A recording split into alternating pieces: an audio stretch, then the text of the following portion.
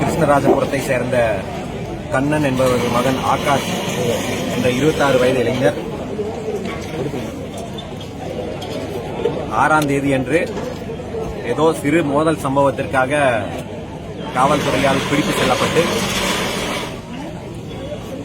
காவல்துறை கட்டுப்பாட்டிலேயே வைத்து அவர் காலை உடைத்து மூச்சு திணறல் ஏற்படும் அளவிற்கு அடித்து அவரை கொலை செய்திருக்கிறார்கள். இந்த சம்பவத்திற்கு புதிய தமிழ் கட்சி முதற்கண் கடுமையான கண்டனங்களை தெரிவித்துக் கொள்கிறது. கடந்த ஆண்டுதான் சிவகங்கை மாவட்டம் மடப்புறத்தை சேர்ந்த அஜித் என்ற கோவில் காவலாளியை கூட்டிக் கொண்டு காவல்துறை அடித்து கொண்டது அது பெரும் அதிர்ச்சியை ஏற்படுத்தியது. தமிழ்நாடு முழுவதும் அதிர்ச்சியை ஏற்படுத்தியது.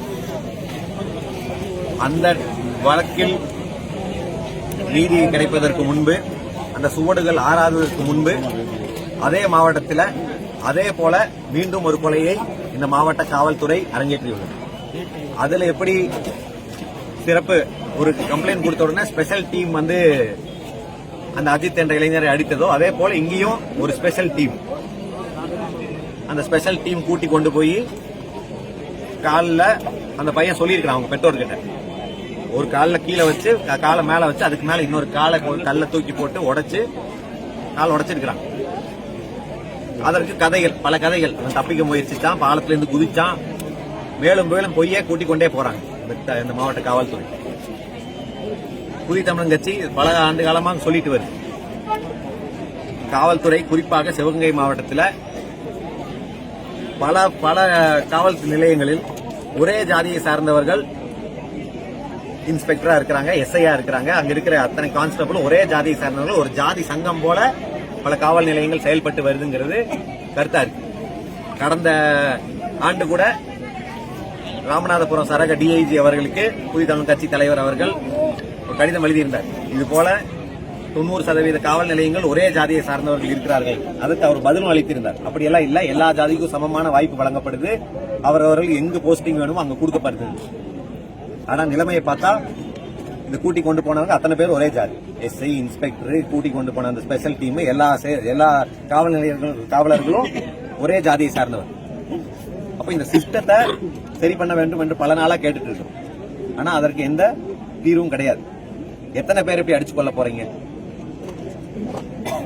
இப்படி அடித்து கொன்று எத்தனை குற்றங்களை தடுத்திருக்கிறாங்க இந்த காவல்துறை. பல கொலைகள் செய்தவர்கள் எல்லாம் வெளியே சுதந்திரமாக சுற்றி கொண்டிருக்கிறாங்க. அவங்க மேல எல்லாம் அவங்க கை கால் உடைக்கிறது, இந்த டெக்னிக் எல்லாம் வேலை செய்யறது கிடையாது. சின்ன குற்றங்கள், அது உள்ளுக்குள்ள ஒரு சட்டவிரோதமாக ஒரு மது விற்பனை நடந்திருக்குது, அதை தட்டி கேட்டவருக்கும் அதுக்கு நடந்தவருக்கும் நடந்த மோதல். அந்த மோதல்ல கூட்டி கொண்டு போய் இப்படி கால் உடைப்பதற்கு என்ன ஜாதி வெறியை, காவல்துறையில் இருக்கும் ஜாதி வெறியை தாண்டி வேற என்ன காரணம் இருக்கும்? இன்னும் பெரிய சமூக பதற்றம் ஏற்பட்டுருச்சா? இல்ல பல யாரையாவது சிறுமியை வந்து ஏதாவது பாலியல் துன்புறுத்தலுக்குள்ளானாங்களா? இல்ல பல கொலையை பண்ணிட்டானா? ஆகாஷ் என்ன பண்ணுனா? ஒரு சிறிய மோதல், அந்த மோதலுக்கு கூட்டி கொண்டு போய் கால் உடைச்சு கொலை பண்ற அளவுக்கு இந்த காவல்துறைக்கு என்ன அப்படி ஒரு கோபம் என்றால் அந்த காவல்துறையில் இருக்கும் ஜாதி வெறியை தவிர வேற எதுவும் கிடையாது. அப்ப இந்த ஜாதி வெறி எப்படி தடுப்பது? இந்த ஒரு ஜாதிக்காரன போலீஸ்லயே வைக்காம பாத்துக்க முடியுமா? முடியாது. அப்ப எல்லா ஜாதிக்காரங்களும் அந்த ஒரு ஸ்பெஷல் டீம்ல எல்லா ஜாதிக்காரங்களும் இருந்தா இப்படி நடக்குமா? ஒரு காவல் நிலையத்தில் எல்லா ஜாதிக்காரங்களும் இருந்தா இப்படி ஒரு ஜாதிக்கு எதிரான குற்றங்கள் நடக்குமா? தேவேந்திர குல வேளாளர் சமுதாயத்தை சேர்ந்த ஆகாஷ் கொல்லப்பட்டிருக்காரு. அந்த போர்ஸ்ல தேவேந்திர குல வேளாளர் 4 பேர் இருந்தா இப்படி நடக்க விட்டுருப்பாங்களா? ஏன் இல்லாம போனாங்க? இந்த ஜாதியில் யாரும் போலீஸ் வேலைக்கு போறது இல்லையா? இவர்களுக்கு விருப்பமான பகுதிக்கு இங்க போஸ்டிங் ஏன் கொடுக்கறது இல்ல? ஏன் எப்படி ஒரு ஜாதி மட்டும் இந்த எல்லா போலீஸ் ஸ்டேஷன்லயும் ஒரு ஜாதிக்கு மட்டும் எப்படி விருப்பமான இடமா கிடைச்சது? அப்போ இத்தனை நடந்திருக்குது. ஊடகங்கள் தமிழ்நாடு எங்கும் பேசப்படுது. ஒரு எஸ்பி ஒரு அறிக்கை கொடுத்தாரா? ஊடகங்கள் கொடுத்தாரா? என்ன கொடுத்திருக்காங்க? ஆமா, அது ஏதோ போய் அங்கிருந்து பாலத்துல இருந்து குதிச்சாரு, அப்போ கால் உடஞ்சிருச்சு. பாலத்துல இருந்து குதிச்சு கால் உடஞ்சு எத்தனை பேர் உயிரிழந்திருக்காங்க? அதுதான், எப்படி பாலத்துல இருந்து குதிச்சு கால் உடஞ்சவங்களுக்கு எப்படி உயிர் போகும்? எத்தனை பேர் கால் உடஞ்சு நீங்க பாத்திருப்பீங்க? மாவு கட்டு போடுவாங்க, ஆபரேஷன் பண்ணி பிளேட் வைப்பாங்க. உயிர் எப்படி போச்சு? அது 26 வயசு பையன்.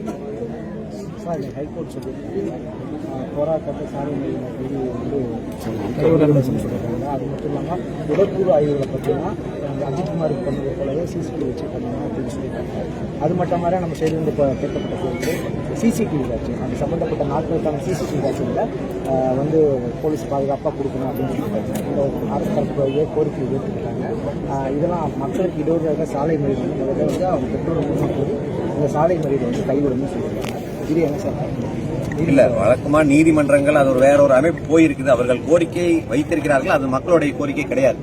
மக்களுடைய கோரிக்கை உண்மையாக என்னவென்றால் அவர்கள் மேல இந்த போலீஸ்காரங்க கூட்டிட்டு போய் அடிச்சிருக்காங்க, அவங்க மேல எஃப்ஐஆர் பதிவு செய்யணும், கொலை வழக்குக்கான எஃப்ஐஆர் பதிவு செய்யணும், அவர்களை ரிமாண்ட் செய்யணும். இன்னும் சஸ்பெண்ட் கூட பண்ணாம வச்சிருக்காங்க. அதை கூட செய்யாம இந்த மக்களுடைய சாலை மறியலை கலைக்க வேண்டும் என்பதுதான் நீதிமன்றங்களுடைய முக்கியமான கோரிக்கை. அவர்களுடைய நீதிமன்றங்கள் வாதம் அதுவாதான் இருக்குமா? இந்த மக்களுடைய வலிக்கு என்ன பதில்? கொலை நடந்திருக்குது, ஒரு உயிர் போயிருக்குது, அன்நேச்சுரல் டெத் நடந்திருக்குது. அப்போ ஒரு எஃப்ஐஆர் ஃபைல் பண்ணணும்ல, அன்நேச்சுரல் டெத்துக்கு நடந்திருக்குதுங்கிறதுக்காக. கொலை நடந்திருக்குதுன்னா யார் கொலை பண்ணாங்கன்னா அந்த போலீஸ் டீமுக்கு மேல எஃப்ஐஆர் ஃபைல் பண்ணணும். உடல் கூறு ஆய்வுனால போலீஸ் கஸ்டடியில் நடந்திருக்குது இல்லைங்களா? உடல் கூறு ஆய்வு எப்படி நடக்குது? ஒவ்வொரு முறையும் இது பண்ணி நடக்குது, சிபிசிஐடிக்கு மாற்றி விட்டுறாங்க. எந்த சிபிசிஐடிக்கு மாற்றி விட்டுற கேஸ்ல இது நீதி கிடைச்சிருக்கு? எந்த காவல்துறை தண்டிக்கப்பட்டிருக்காங்க? தமிழ்நாட்டில் அப்போ என்ன காவல்துறை கொலைகளே நடக்கலையா? காவல் நிலைய மரணங்கள் நல்லா பேரை மாத்திடும். காவல்துறை கொலை தான் அடிச்சு கொண்டு இருக்கிறாங்க. என்ன நடக்குதுன்னு தெரியுது. பல பேருக்கு கையை காலை உடைச்சு நொண்டி வர்ற மாதிரி பெரிய ஹீரோயிசமா போலீஸ் காட்டிக்கிறாங்க. இங்க என்ன நடந்திருக்குதுன்னா காலை உடைச்சிருக்காங்க, அந்த கால் முறிவு போன் பிராக்சர் ஆயிருக்கு. அதனால ஃபேட் எம்பாலிசம் என்ற இதாகி மூச்சு திணறலாகி அந்த பையன் இறந்திருக்கிறான்.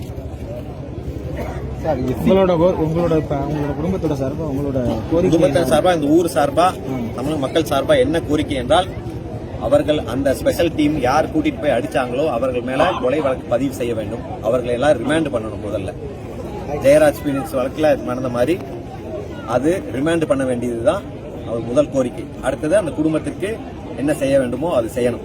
ஆனா பிரதான கோரிக்கை இது போல ஒரு ஜாதியை சார்ந்தவர்கள் தொடர்ந்து காவல் நிலையத்தை ஒரு ஜாதி சங்கம் போல காவல் நிலையத்தை நடத்துவது, ஒரு ஸ்பெஷல் போர்ஸ் ஒரு ஜாதி போர்ஸ் மூலம் நடத்துவது.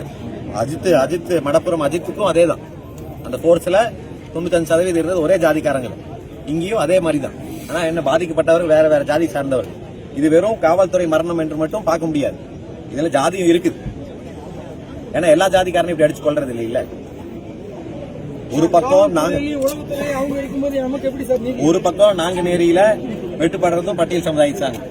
ஆனா அவங்களுக்கு எதிராக போலீஸ் துறையோட கை காலெல்லாம் நீள்வது கிடையாது. மறுபுறம் இந்த பக்கம் காவல்துறையுடைய அடியில் தாங்குவதும் அதே பட்டியல் சமுதாயத்தை சேர்ந்தவர்களா இருக்கிறாங்க. அப்ப இரண்டு பக்கமும் தாக்குதலத்தை எதிர்கொண்டு நின்றுட்டு இருக்கிறாங்க. அப்ப நீதிமன்றங்கள் இதையெல்லாம் கணக்கில் வைத்துதான் சொல்லணும். ஏதோ இயந்திரத்தனமாக சாலை போக்குவரத்தை தடுக்கணும். இப்ப என்ன சாலை இங்க இருந்தாலும் சுத்தி போயிட்டு இருக்கிறாங்கல்ல, யாருக்கு இயல்பு வாக்கையெல்லாம் பாதிக்கப்படுறாங்க இல்ல. இந்த மக்கள் ஒரு நியாயத்திற்காக போராடி கொண்டிருக்கிறார்கள். அந்த நியாயத்தை பெற்று தரும்.